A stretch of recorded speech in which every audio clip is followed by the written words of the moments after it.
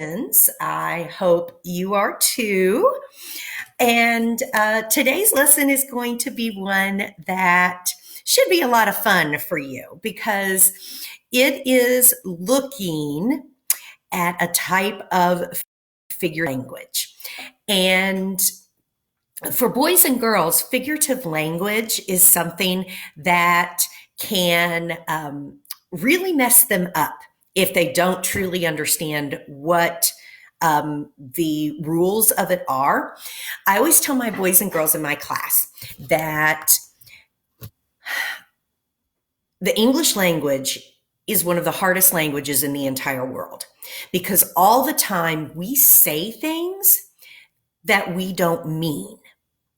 And for people that especially are what are called non-native English speakers, people that are learning English as a second language or even a third or fourth language, because many people around the world speak more than one language. It's really only Americans that don't, which is unfortunate. But as people are learning English, they may hear a saying and quickly go, what in the world are you talking about? Because we mean one thing, but we say something totally different. And those boys and girls are called idioms, not idiots, idioms. And honestly, I'm not quite sure where that term came from. But an idiom is something like what I have here at the bottom of my page. Yikes, I have ants in my pants. Well, it sounds like you literally mean you have these little creepy crawly insects all over your pants. That's not the case. You don't necessarily have ants in your pants. But we know as English speakers that it can actually mean, and my screen is kind of jumping back and forth here. I hope it's okay. We know that it can actually mean that you are fidgety. If you have ants in your pants, it means that you're kind of bouncing back and forth and you're not quite sure how to sit still. So I am going to share with you today some idioms that are from a very fun book, and it is called Even More Parts by Ted Arnold. And Ted Arnold has written, this is actually the third book in a series. His other books are also covering figurative language, they're called parts of speech. So this is a book that just focuses on idioms. And it shows that this boy, it's like, his brain, his body is falling apart because so many of these parts are driving him bonkers at this point. Okay. So I'm going to come back here.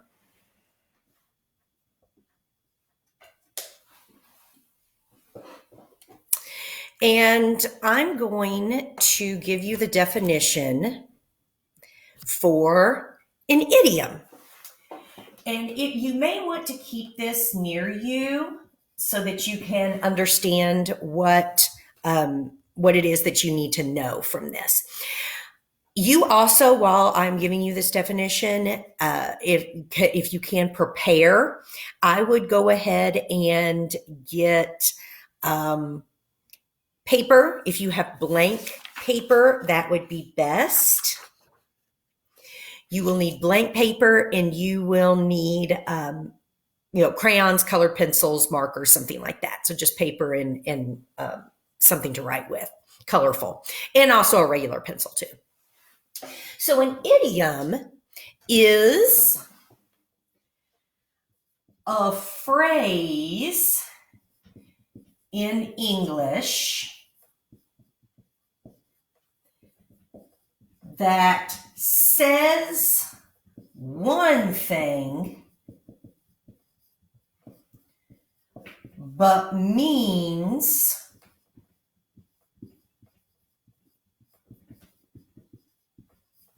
but means something totally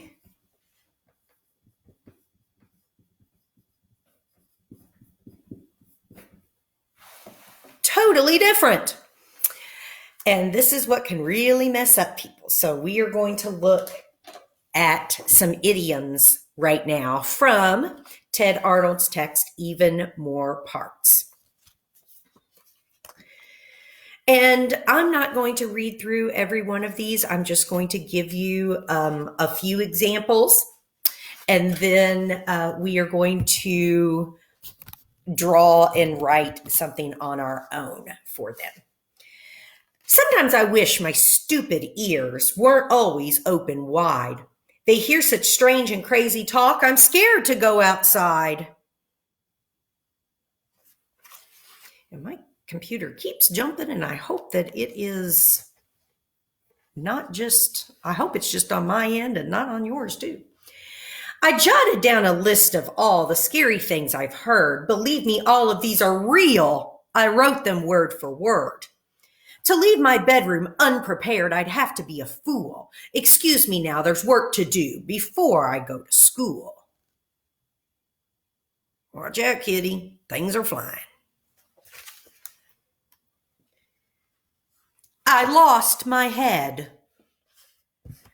And so that's what it sounds like. But to lose your head means, I lost my head. I forgot something. I got sidetracked. But then down here are other idioms that also have something to do with your head. It makes my head spin, which means, drives me crazy. I laughed my head off, meaning I laughed really hard. And my head is in the clouds. If your head is in the clouds, it means you're daydreaming. So all four of those things, idioms, they don't mean literally what they sound like. You haven't lost your head's nowhere else, but it has a double meaning. I keep changing my mind. So to change your mind, it sounds like you're literally taking your brain in and out, changing brains around. I keep an open mind. To keep an open mind means you thinking, you're willing to take other suggestions. My mind is wandering. It sounds like that it's just walking around. Means you're daydreaming. I keep, my mind is wandering. And I lost my marbles. To lose your marbles means you've gotten forgetful. I want all eyes on me. And as a teacher, I've said that before. I want all eyes on me. Sounds like people are throwing eyeballs at you. But in reality, it means I want you looking. I want your eyes focused on me. I cried my eyes out. Meaning I cried hard, but it sounds like your eyes fell out of your body. I have eyes in the back of my head. Meaning I know what's going on all around me. And my eyes are glued to the television. Are they really glued to the television? No, it means you're just focused on the TV. Do one more page. My ears are burning. If your ears are burning, look, it sounds like, oh no, his ears are on fire, but look back here. Looks like there are two girls talking back here. And if your ears are burning, that's an old-fashioned saying that someone is talking about you. Well, his ears must have been burning because we were just talking about him. So it's like, there's something's going on and I'm listening, or, the person can sense that somebody is talking about them. Their ears are trying to pick it up. My ears are burning. I'll give you an earful means I'll tell you my viewpoint on it. Hey, I'm all ears. I'm listening. And lend me your ears. Hey, I need your suggestion. Will you listen to me for a minute? And the last one is, my nose is running. We say that all the time, but we don't think about it being figurative language, but it is. It is figurative language. It sounds like your nose is trying to run away. Oh, look, the cat's even chasing it.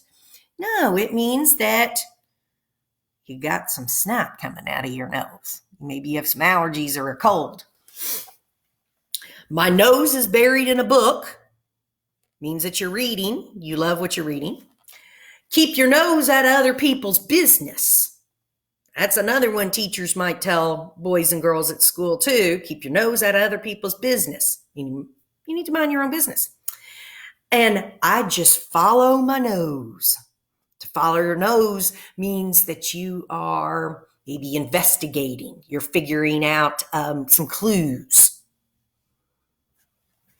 So those are examples of figurative language, of idioms, phrases in our English language that say one thing but mean something totally different. It sounds something that's totally different than what it is that we are meaning.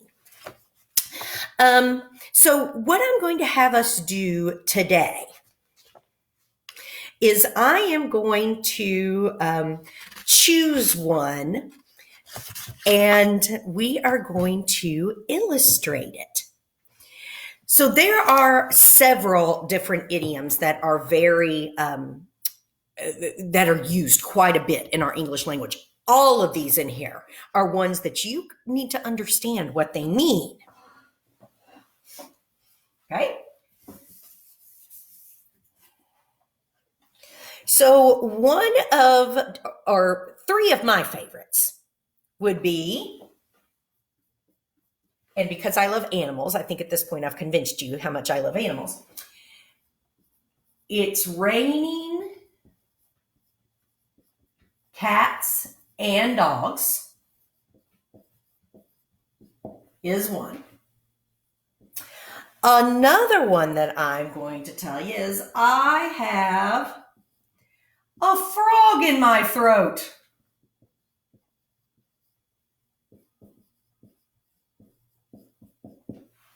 And then the third one is I have butterflies in my stomach. So all three of these are ones that I thought of off the top of my head that, there's an idiom I thought of off the top of my head. Look, we use them all the time. Did these literally come from the top of my head? No, they weren't sitting here. If I thought of them off the top of my head, it means that they were inside my brain. They're prior knowledge that I have. I know the true definition of what these mean, but it sounds like something that it doesn't mean off the top of my head. Okay, so it's raining cats and dogs. Boys and girls can usually come up with that one if I ask for suggestions in my class. It means that, oh boy, it's pouring rain outside. Why in the world did the phrase come and develop into cats and dogs? Why not deer and skunks? Why not lions and tigers? I don't know. I don't know why it's raining cats and dogs, but for some reason, that's what it means. It means that it is pouring outside. The next one, I have a frog in my throat, means that it sounds like you're losing your voice. Sometimes when you lose your voice gets real creaky and croaky like this. If you're sick, or maybe you're just, your allergies are kind of acting up, or maybe you were at a ball game or concert and you were yelling quite a bit and excited, and it messed up your vocal cords for a day or so. So I have a frog in my throat. It sounds like that your voice is croaky. I'm going to use the word croaky there for it. Sounds like a frog croaks. It kind of sounds like that it is really low and gravelly sound. And the last one, I have butterflies in my stomach. Literally means that you are nervous. If you have butterflies in your stomach, you're nervous. You're worried about something. Maybe you're on edge. And it makes your belly, you know how whenever you're kind of nervous or anticipating something, it can kind of give you a funny feeling in your belly. It can upset it maybe a little bit, give you a tingly feeling. Butterflies in your stomach. Maybe it feels like there are butterflies flying around there tickling your belly, but it's actually your nerves. So all three of these are very common idioms in our English language. I am going to focus on one of them. I think I am going to do, I have butterflies in my stomach. And this is where you're going to need your paper and markers and things to draw with.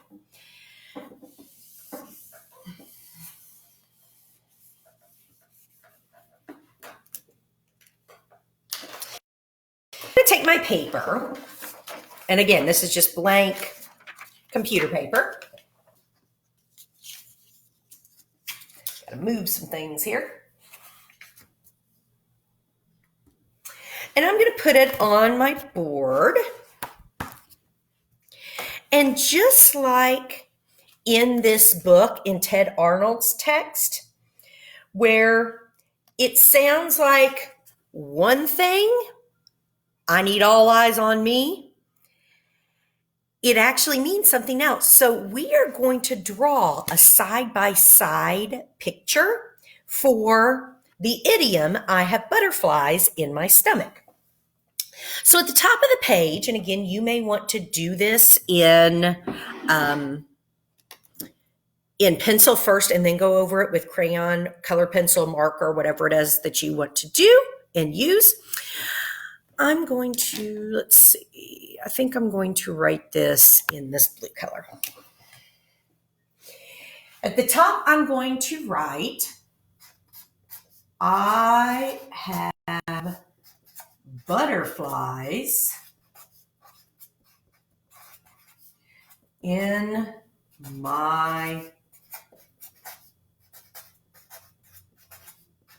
stomach. So I have it there at the top of my page, and I'm going to draw a line across the top to kind of separate it. And now I'm going to draw another line down the middle. You can make them straight if you want. You can make them kind of curvy like I just did. It's up to you. I don't care. So on this first side, I'm going to write sounds like.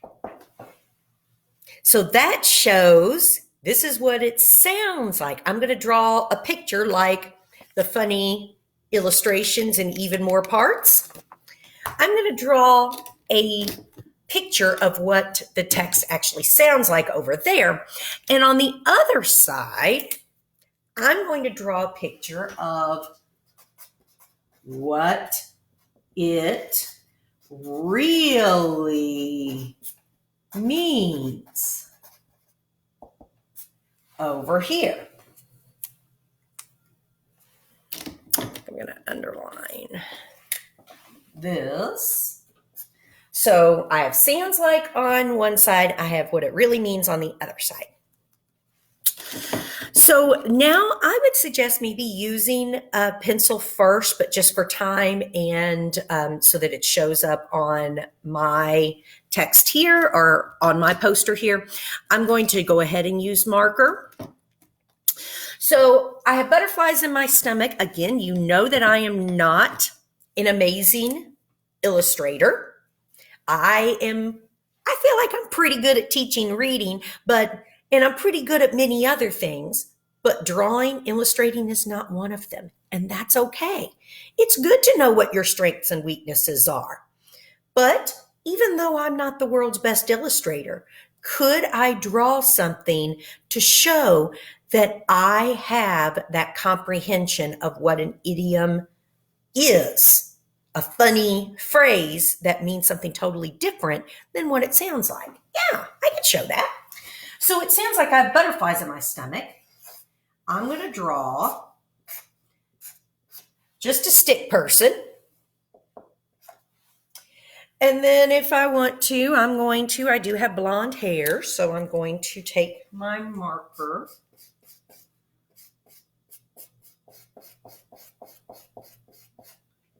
Draw my blonde hair. Ouch. Just hit my elbow. And I'm going to draw my little hand.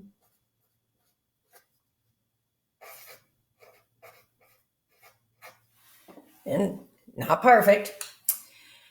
And then here for my stomach, I'm going to circle it. No, my belly is not that big. Hopefully not. But I'm just kind of circling it to show that that's the area that we're going to look at. And then I'm going to draw some butterflies.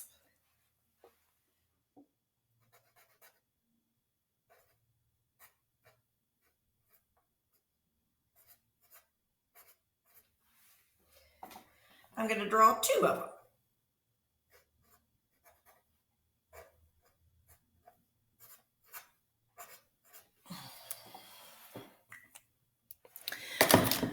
And then I'm going to color them. Maybe I'm going to make one red. Maybe I'm going to make one pink.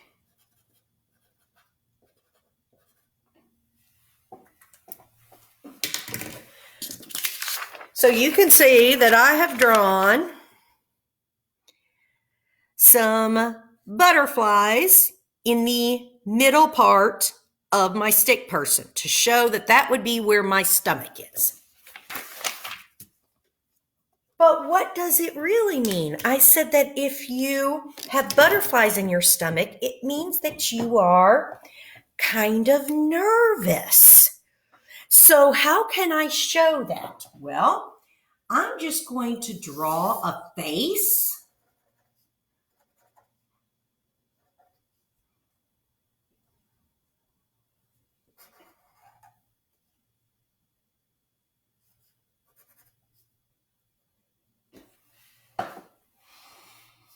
And then I'm going to put my blonde hair on it.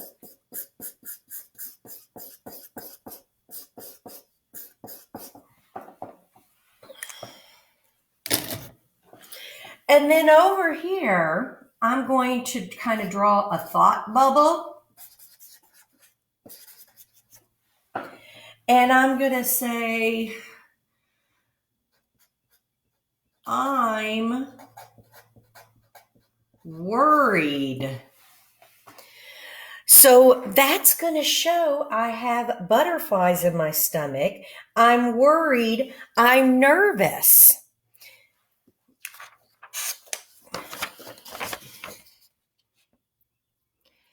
So it sounds like that you actually have insects flying around in your belly, but it really means that you're worried and concerned about what's going to happen.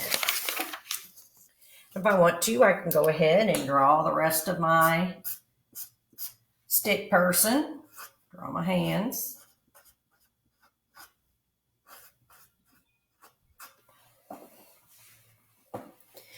So that shows the true definition of that idiom. So my challenge for you is we put 2 more idioms up here. And in fact, I will go ahead and write them back up here. So I said it's raining cats and dogs.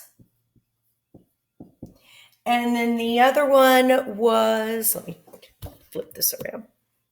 The other one was, I have a frog in my throat.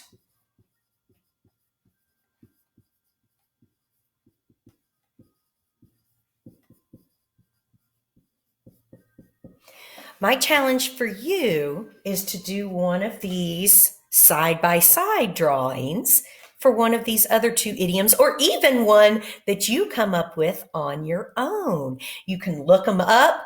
I urge you to try to brainstorm some more. Talk to mom, dad, other people that are at your house.